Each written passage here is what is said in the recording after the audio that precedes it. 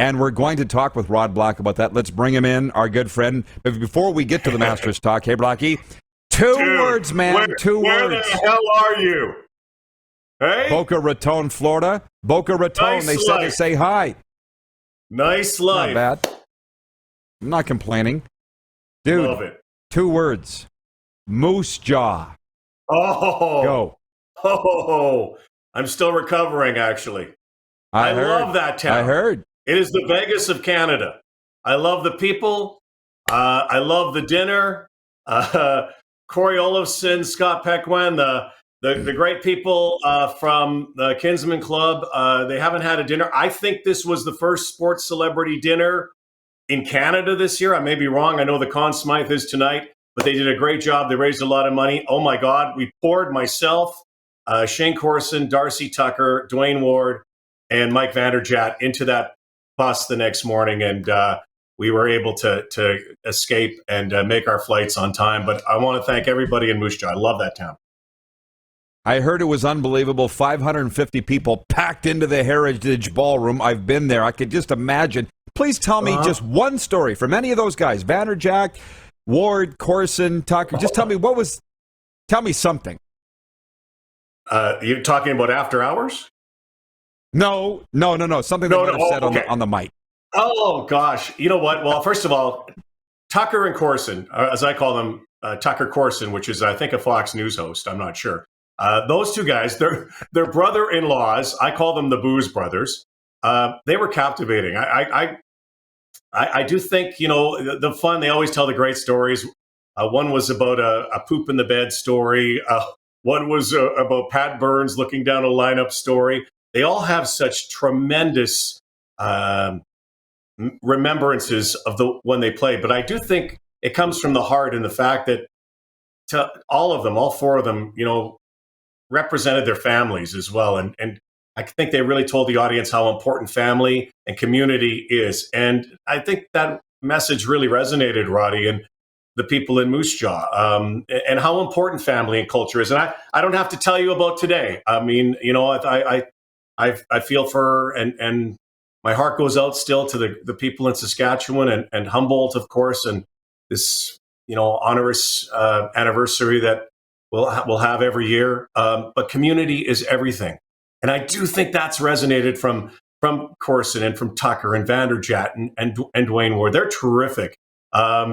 There was some stuff that probably if what is said in Moose Jaw stays in Moose Jaw.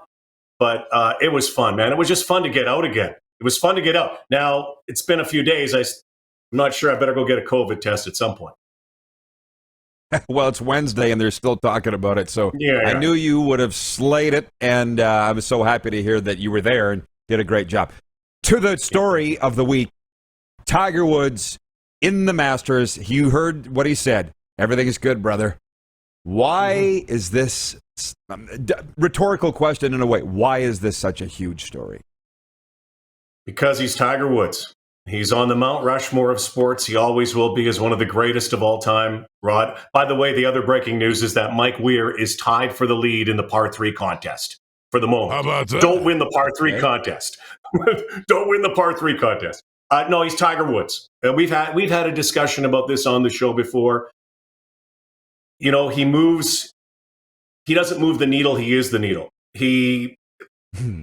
Golf is fun to watch. There's some great stars out there. I love Jon Rahm. I love Canadian Corey Connors. I love, the booming Bryson DeChambeau. The fact that Phil Mickelson isn't there, that's a story too. But I just think it's so captivating to know that a year ago, Tiger Woods was recovering from, a near fatal car accident, certainly one that could have taken his leg. 17 months away from competing. We saw what happened in 2019. I'm going to tell you, Tiger Woods is going to tee it up tomorrow, and every other golfer on that golf course could strip down and golf naked, and nobody would even watch them. Just because Tiger is on the course and he's on the prowl. And by the way, he's not there just to play. Tiger Woods is there to win it. Well, and what's amazing is I've asked my guests all week, what it is about Tiger that's so special. And for instance, Arash said it's what he did for the sport, the money he's put in the golfers' pockets. Where was the PGA before Tiger? Others have said it is the confidence, it's the fire. He just attracts you. The haters, right? The comeback story. Bryn Griffiths just said it. In America, they want to watch you climb the mountain, then push you off the mountain so you climb back up again. All of it is just so darn fascinating. Yeah, and keep in mind, he's also, if he's not the greatest player, he's creeping up on becoming the greatest player of all time. He's dominant. He's competitive. Everybody thinks when you're that great that you're, a spectacular shot maker or you go low all the time. And Tiger has done that. But one of the great things that Tiger does is he doesn't miss very much. And this is a second shot golf course. It's a course that Tiger knows very, very well. He's got 5 green jackets to prove that. He might have a 6th come Sunday. Do not discount that. He won a major before, remember, on one leg previously. But I do think I agree with Arash. He's changed the tenor of sport in many ways. He when golf was such a white man's game, and there are other ethnicities, but there hasn't been, that black superstar in the game of golf. Tiger Woods did that. There hasn't been the guy who could rival Jack Nicklaus's numbers, Sam Snead's numbers. Tiger Woods did that. He also brought this Michael Jordan bravado to the game, this swagger. He turned the game into something physical. You had to get to the weight room to be like Tiger Woods. And one thing that he does is that he makes every other player's body parts shrivel when his name goes up on the leaderboard. I've been lucky to get to know him through the years. I am a big Tiger Woods fan as a guy. He's just a great dude. Forget all the indiscretions and everything else that have gone on in his life. Tiger's also very human. He's kind of reminds me of the character in the Truman Show, where a camera's been on him his entire life. But he's a very ordinary guy. Rod, he's just an extraordinary golfer. He is really, really good at golf. 1 leg, 2 leg, injured or not. And all eyes in the sports world are going to be on him, if not today, starting tomorrow. Oh, dude, but I'm buying into it. Again, I'm in America, so I'm watching ESPN 24/7. Oh, yeah. It's all Tiger, and it's all analysis. And they're saying, listen, this is a very hilly course. This is going to be hard for Tiger to walk with his leg and stuff, right? I'm buying into all of it, and I'll leave you with this. Bet Regal is our official exclusive betting partner here at the Rod Pedersen Show. They don't have Tiger in the top 10. I don't think any betting companies have Tiger in the top 10. If you want to go throw some money down for who's going to win this weekend, would you put a bet on Tiger winning it all? I have a saying, I think I've used it on your show before: never bet against Tiger Woods, never count Tiger Woods out. That's right. I would not bet against him. Would I bet my house? No. Would I bet my garage? I got a really lousy garage, so I could lose that. I'd probably bet my garage. But there are other names up there. I mean, keep in mind, when Tiger got on the tour, Rod, a few years ago, everybody kind of had that resentment. The older players resented him. Everybody reveres Tiger now. But these young guns that are out there, and Scotty Scheffler, a world number 1, look out for him. Xander Schauffele. I want to see Scheffler and Schauffele in a group together just because the announcers are going to screw it up so much. I mean, Schauffele, what a shot. My pick is, and I'm showing my colors, is Corey Connors. He's one of the best ball strikers in the world. I think he's ready. I think he can win the Masters. I really do.